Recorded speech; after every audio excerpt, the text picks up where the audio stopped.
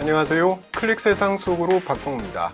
한국 인터넷에서 뜨거운 관심을 받고 있는 소식을 쉽게 풀어서 전해드립니다. 최근 남쪽 사람들이 관심을 가졌던 뉴스 중 하나는 민족 최대 명절, 추석에 대한 이야기입니다.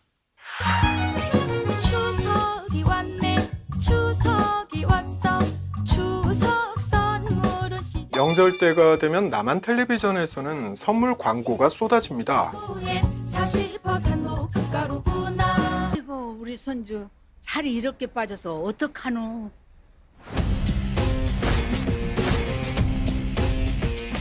내 가족들에게 추석 선물을 해야겠다. 이처럼 명절을 계기로 선물 광고가 많이 나오는 이유가 있는데요. 명절하면 선물이라는 등식이 성립된 데다가 감사의 마음을 전할 수 있는 가장 좋은 기회가 바로 명절이기 때문이죠. 그렇다면 사람들이 가장 받고 싶어하는 선물은 무엇일까요? 조사 결과를 보면요, 역시 부모님들은 현금을 가장 선호했고요. 그 뒤로 건강식품, 과일, 육고기 순으로 인기가 높았습니다.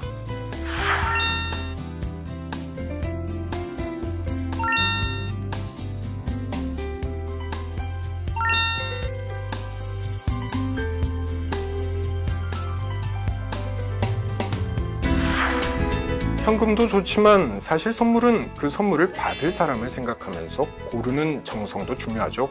그래서 명절을 앞두고는 빠지지 않는 고민이 바로 어떤 선물을 사야 하느냐라는 건데요. 남한의 농림축산식품부는 추석, 명절, 선물이라는 단어가 언급된 311만여 건의 인터넷 게시물을 수집해서 명절 선물에 대해서 분석했습니다. 빅데이터 활용 기법을 도입했는데요. 인터넷에서 매 순간 발생하는 방대한 규모의 정보, 그러니까 빅데이터를 수집하고 분석해서 그 안에 숨은 뜻을 해석해 본 거죠. 그 결과는 어땠을까요? 예전에는 과일이나 한우, 그리고 홍삼과 커피 등을 선물로 선택하는 사람이 많았는데요. 그런데 지난해부터 올해 2017년까지는 한과 같은 전통과자나 케이크 같은 제빵류가 강세를 보였습니다. 대부분의 사람들은 명절 한 달 전부터 일주일 전까지 가장 활발하게 선물을 준비한다고 하는데요. 주로 3만원 또는 5만원 미만, 그러니까 이화로 25달러에서 45달러 내외 가격대 선물을 찾는 사람이 많았습니다. 특히 수입산 농수산물과 햄, 참치 통조림 같은 가격대는 저렴하지만 실생활에 꼭 필요한 이른바 실속 선물이 2016년인 지난해에 비해서 200% 이상 늘어난 점이 주목됐죠. 선물의 가격이 낮아지고 허세가 쏙 빠진 실속형 선물이 각광받는 현상은 2016년 9월 28일에 시행된 부정청탁 금지법과 관련이 깊습니다. 공직자의 부정한 청탁을 막기 위해서 마련된 이 법은 법안을 제안한 대법관의 이름을 따서 이른바 김영란법으로 불리고 있는데요. 이 법은 선물을 받는 사람이 공직에 있고 또 직무와 상관이 있으면 선물 가격이 5만 원을 넘어서는 안 된다고 정하고 있습니다. 질 좋은 쇠고기와 고가의 과일 등이 선물로 오가던 때가 있었지만 최근 들어서 명절 선물의 종류가 확 바뀌게 된 게 바로 이 김영란법 때문이었던 거죠.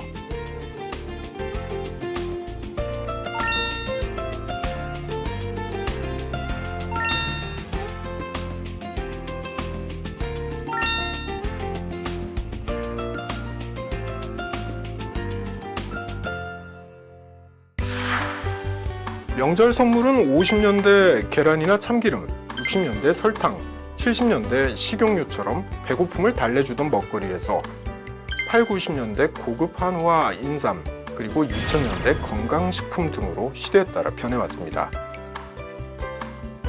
김영란법으로 인해서 실용적인 선물이 대세로 떠오른 2017년, 한 해 동안의 고마움을 표현하는 선물에서 가격보다 더 중요한 것은 선물에 담긴 마음이 아닐까 싶습니다.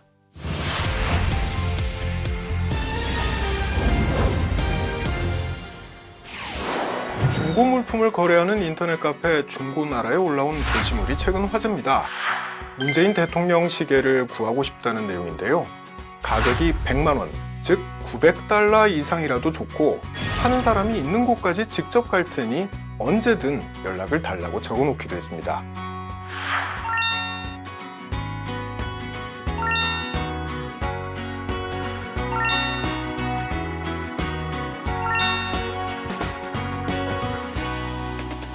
값비싼 대가를 치르더라도 문재인 대통령 시계를 꼭 구하고 싶다는 건데요. 청와대는 대통령 시계 원가가 4만 원, 그러니까 36달러 정도라고 밝혔습니다. 이걸 100만 원을 주고라도 사겠다는 거니까 무려 25배가 넘는 가격을 주고라도 사고 싶다는 사람들이 적지 않은 거죠. 시계 주세요.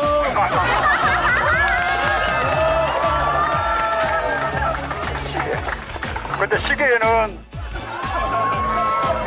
저도 아직 못 받았어요.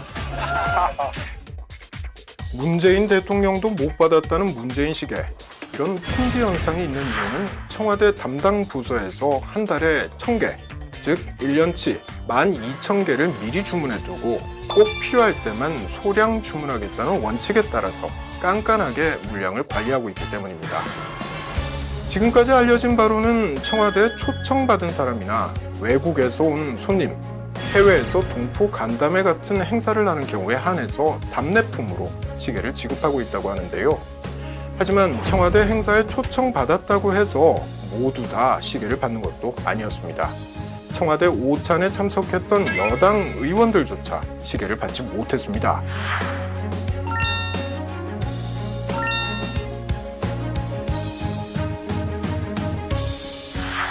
이렇게 문재인 대통령 시계를 구하기가 하늘의 별 따기만큼 어렵다 보니까 종이 시계까지 등장했습니다. 대통령 시계 모양을 그대로 종이에 인쇄하고 오려서 만든 종이 시계를 차고 다니는 거죠.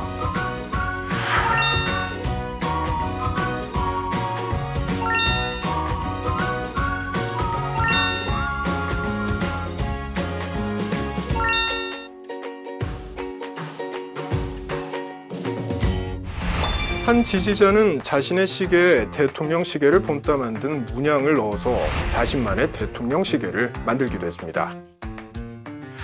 이렇게 대통령 시계가 열풍에 가까운 인기를 끄는 건 정도의 차이는 있었지만 문재인 대통령에게서만 나타난 현상은 아닙니다. 예전에도 권력과의 연주를 과시할 수 있는 데다 손쉽게 구할 수 없는 희소성 때문에 대통령 시계는 귀한 대접을 받았습니다. 그렇다면 대통령 시계의 시작은 언제일까? 1970년대 새마을 지도자들을 청와대로 불러 격려한 뒤 선물로 줬던 박정희 대통령 시계가 그 시초입니다. 이후에 역대 대통령들은 청와대 선물 품목에 손목시계를 빼놓지 않았었는데요. 북한에도 김일성 주석의 이름이 새겨진 명암시계라는 게 있죠. 스위스제 시계인데요. 북쪽에서는 시계가 훈장과도 같은 의미지만 남쪽에서는 대통령이 감사의 뜻을 전하는 일종의 답례품이라는 차이가 있죠. 대통령으로서의 직책을 성실히 수행할 것을 국민 앞에 엄숙히 선서합니다. 대통령 시계의 인기는 정권의 성세와 운명을 함께하기도 합니다.